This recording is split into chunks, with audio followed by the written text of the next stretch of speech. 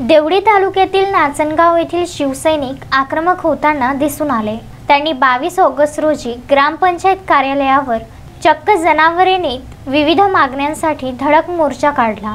CD depot अंतर्गत सुरक्षा कर्मचाऱ्यांकडून जनावरे चारणाऱ्या मजूर वर्गांना मारहाण करण्याच्या विरोधात जाब विचारण्यासाठी तसेच जनावरांना चरण्यासाठी जागेची मागणी करण्याकरिता व स्मशानभूमी नाचनगावाच्या सौंदर्यीकरण करण्यासाठी शिवसैनिकांनी एकत्र होऊन चक्क जनावरेच नाचनगाव ग्रामपंचायत कार्यालयासमोर उभी केली। आमच्या पूर्वजापासून जनावरे या जागेवर चरत आहे आणि आता सीडी कॅम्पचे कर्मचारी गुराख्यांना जनावरे इथे का चारली म्हणून मारत असेल तर शिवसेना कोणतीही पूर्वसूचना न देता तीव्र आंदोलन करेल असा इशारा या धडक मोर्चातून देण्यात आला। शिवसैनिकांनी नारेबाजी करत परिसर दणाणून सोडला।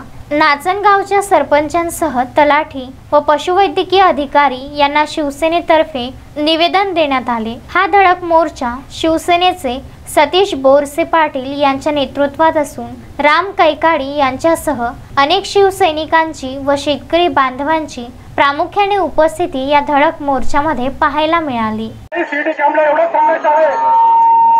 प्राचीन काळापासून हा जो पाण्याची टाकी तलावाचा मागचा जो परिसर आहे आज आपलीच आहे, आज तुमची याच्यात काही दुमत नाही।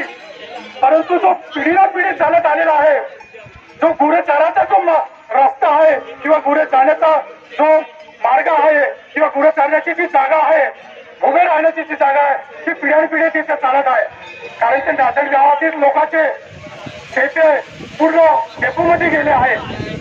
त्यामुळे माझी ही रिक्वेस्ट आहे शेडी कॅमवाल्याला, आम्हाला आक्रमक व्हायचं नाही आहे। आम्ही पण काही करू शकतो, जसे तुमच्यासाठी मार्ग मोकळा आहे तसा मार्ग आमच्यासाठी पण मोकळा आहे। परंतु तुम्ही पण सुरक्षा ही देशाची करता, आम्हाला तुमच्यावर अभिमान आहे, आम्हालाही आमच्या ढोळक्यावर अभिमान आहे। आम्हालाही कारण एकीकडे सरकार म्हणते दूध वाढवा, अरे पण ढोरच चालल्यास नाही तर दुधाचा प्रश्न मिटणार कसा? हा एक आमच्यासाठी पेच पडलाय। नाही तर तुम्ही सांगा ढोरे विका, अरे आमच्यासाठी नेहमी करा ना, एका पाठ मोकळ करा ना। अरे नेहमीसाठी हे झंझट ठेवू नका। तुम्हाला वाटत असेल तर गाव पाहिजे तर पूर्ण गाव घेऊन घ्या, आमचे काहीच दुमत नाही, आम्ही आजही द्यायला तयार आहे। परंतु नेहमीची झंझट एक ठेवू नका, नेहमीचा आम्हाला त्रास देऊ नका।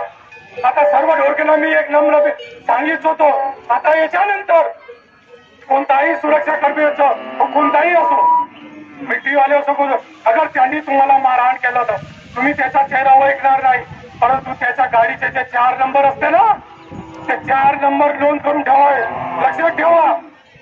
सर्वांनी आपल्या त्यांच्या गाडीचे जे नंबर आहे ते नोंद करा।